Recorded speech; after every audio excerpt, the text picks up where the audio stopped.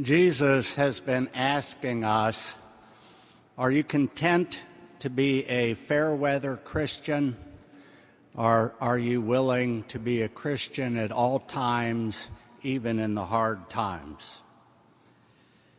As the words of the gospel said today, heaven and earth will pass away, but my words will not pass away.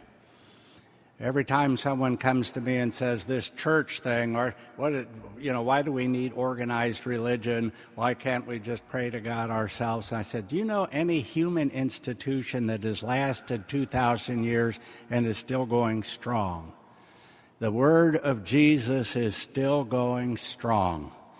And what makes that possible is that it was not just words. Again and again in the scripture, Jesus said, words are not enough. You're just a clanging gong if all you do is speak about being Christian. He said you have to do it.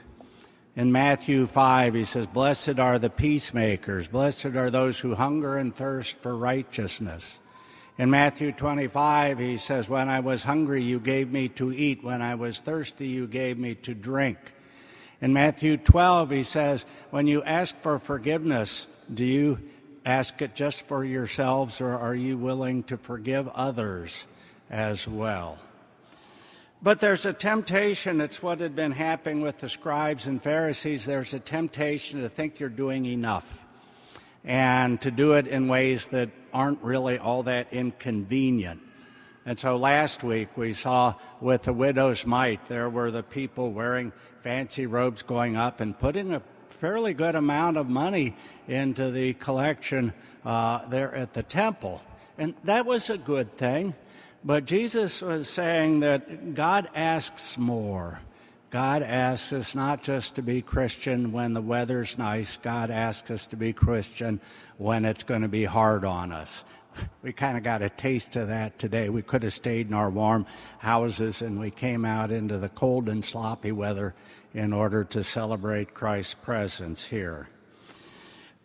But we see it and have to be reminded of it. Forgiveness. When the apostle said, well, just how often do I have to forgive someone that hurts me? And he said, 7 times, 70 times. With the widow, there's Elijah saying, I'm hungry. And she goes, well, I've got a little food, but it's the last I've gotten. It was going to be our last meal. With the widow's mite, we're told she's giving all that she has to live on because she wanted to help the needy. Jesus himself, I remember one time in theology, a person said, well, wouldn't it have been enough with him doing the miracles and the healings and his wonderful words of teaching? Was it necessary for him to die so horribly?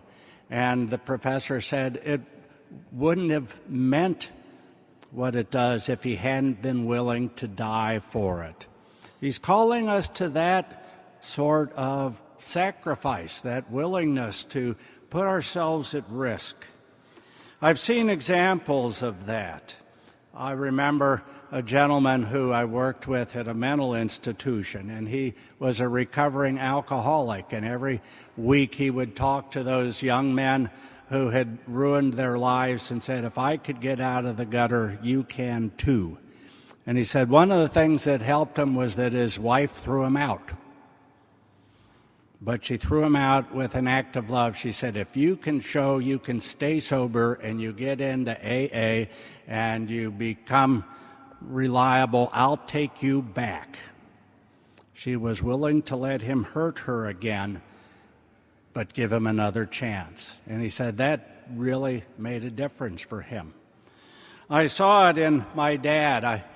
If he was a realtor, and if you know anything about realtors, their pay is a commission on what they sell. They get a percentage. If you don't sell anything, you don't get anything. If you sell a big house, you get more. And I remember periodically hearing him talk to a couple. It was usually young people, and he'd say, that house is too big for you and too expensive. Buy this one. And I remember my mom saying one time, we got 7 kids. It would really help if you sold them the bigger house. And Dad said, I don't sell houses, I sell homes. I want them in a place they can afford, because if they can't afford it, they'll lose it, and what's that going to do to their family?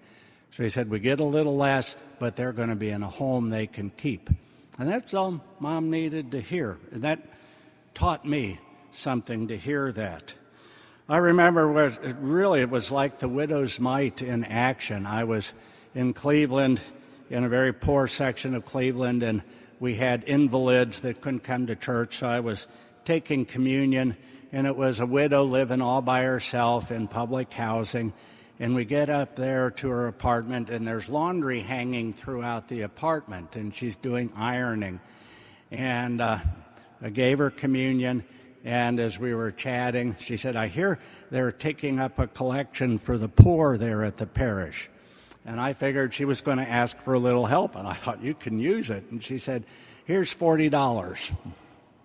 She'd made it from doing the laundry, and I said, you need that money. And she said, well, they need it more.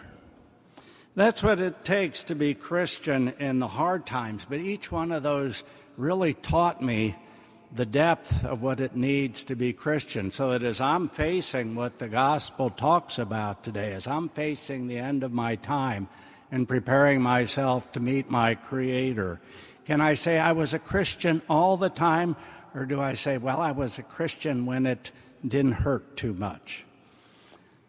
You know, in our own world, am I honest at work or in school all the time, or only when it's convenient? When someone's being bullied or slandered and gossiped, do I think, well, it's enough not to join in? Or do I try to defend them? Do I try to protect them?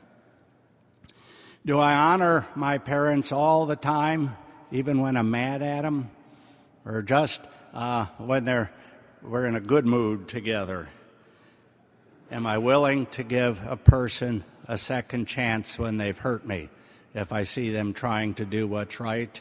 Or do I want them to suffer a little more?